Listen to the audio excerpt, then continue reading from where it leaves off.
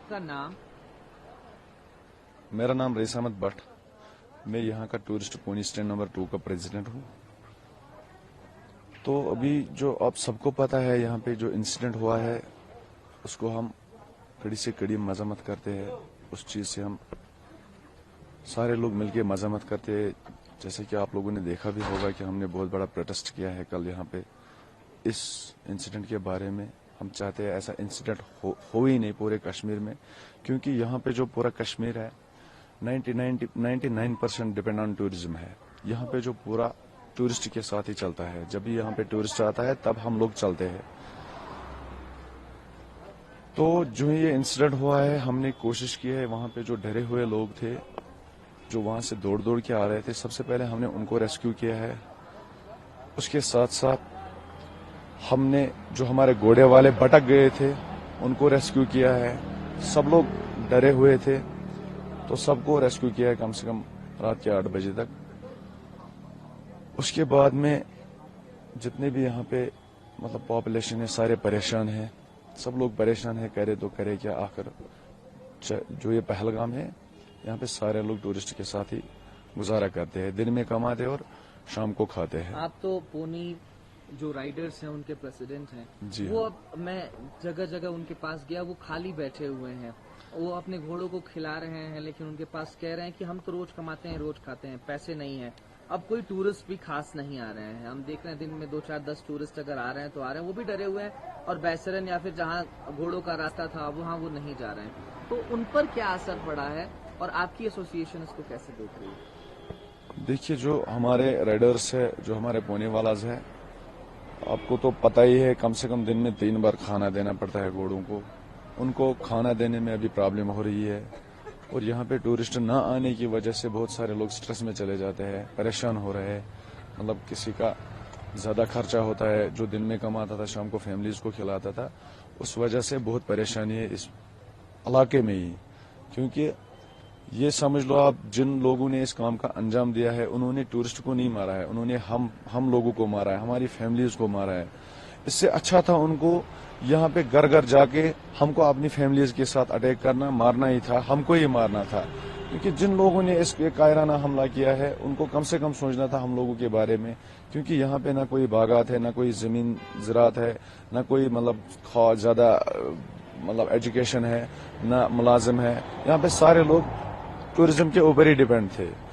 अब हमें हमारी एक रिक्वेस्ट रहेगी आपकी चैनल की वसादत से, हमें अपने मुल्क पे भरोसा है, अपने मुल्क के लोगों के ऊपर भरोसा है। इन कायरानों से मद्देनजर रखते हुए ना डरे, आप लोग आए, हम लोग सीना तान के यहाँ पे खड़े हैं। हम लोग आपके लिए मतलब जो भी हो सकेगा, जितना भी कोशिश हो सकेगा। कश्मीरियत हमने जिंदा रखी है बार बार और आगे भी हम जिंदा रखेंगे। हम लोग चाहते हैं, मुल्क के लोगों से हमारी रिक्वेस्ट है, आप जिन जिन लोगों की बुकिंग है आप कैंसिल ना करवाए। आप लोग आए, हम आगे आगे खड़े हैं सीना तान के। कुछ जो पुणे राइडर्स हैं वो ये भी बता रहे हैं कि अब तो अमरनाथ यात्रा शुरू होने वाली है। वो ये भी कह रहे हैं कि कई यात्रियों का उनको फोन आ रहा है, उनके रिलेटिव्स को फोन आ रहा है, होटल वालों को फोन आ रहा है कि हम डरे हुए हैं, अमरनाथ यात्रा पर आए कि ना आए। वो कह रहे हैं अगर वो नहीं आएंगे तो और बुरा प्रभाव पड़ेगा।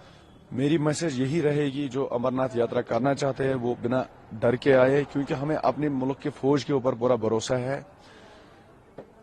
ऐसा तो मतलब जो ये कायराना लोग थे उन्होंने अंजाम दिया है, मतलब नामुमकिन था। हमारा जो मुल्क का फौज है उसके ऊपर भरोसा है और आगे भी भरोसा रहेगा। यही मैसेज रहेगी, आप लोग आइए, खड़ा है हम, यहाँ के लोग भी खड़े हैं आपके साथ, आपको कंधों पे ले जाके दर्शन करवाएंगे। उसका कोई टेंशन मत लीजिए आप यहाँ पे आइए। आपने ये भी सुना होगा 96 में जो बाढ़ आया था ऊपर, तो उस टाइम भी यहाँ के लोकल लोग मतलब नंबर 1 थे, सबसे आगे यहाँ के लोकल लोग थे। बहुत शुक्रिया। Thank you. उस दिन आप थे यहाँ पे?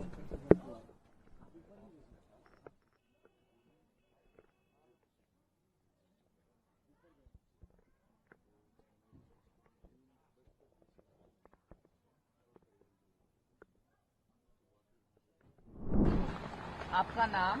हमारा नाम मोहम्मद इशफाक।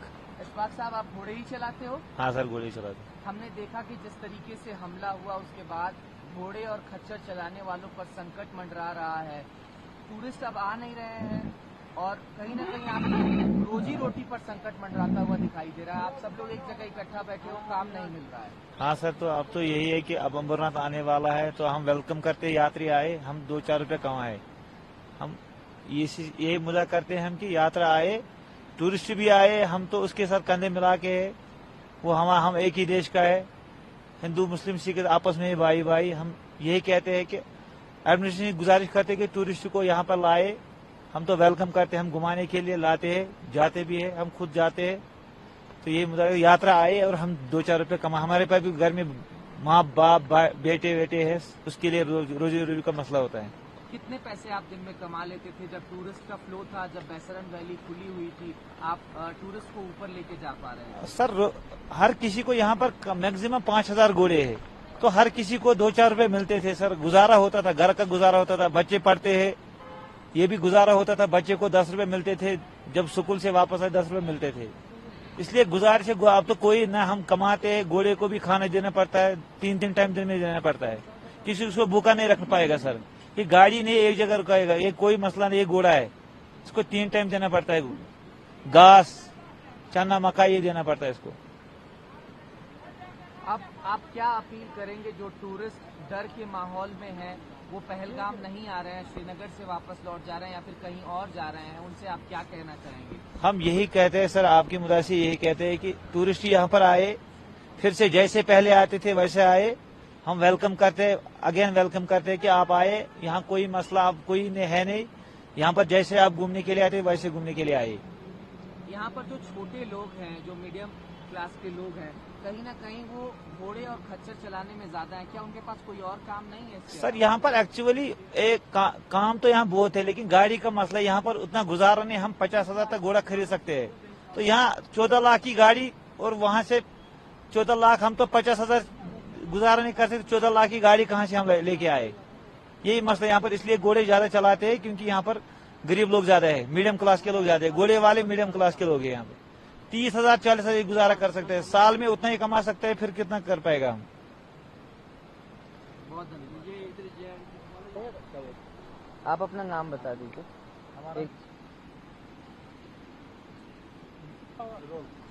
आपका नाम? परवेज अहमद सर। परवेज साहब, आप भी घोड़े चलाते हो? जी सर, घोड़े चलाते हैं। यहीं पहलगाम में? पहलगाम नहीं सर।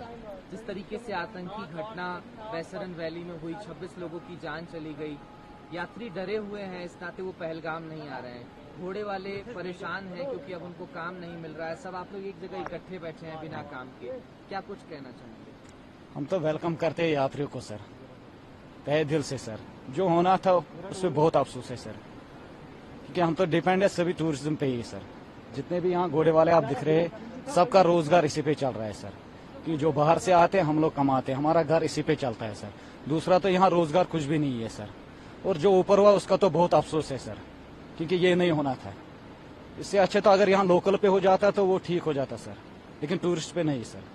टूरिस्ट हमारे घर चलाते हैं यहाँ पे सर, वो समझो हमारे टूरिस्ट नहीं, वो हमारे घर के मेंबर्स है सर।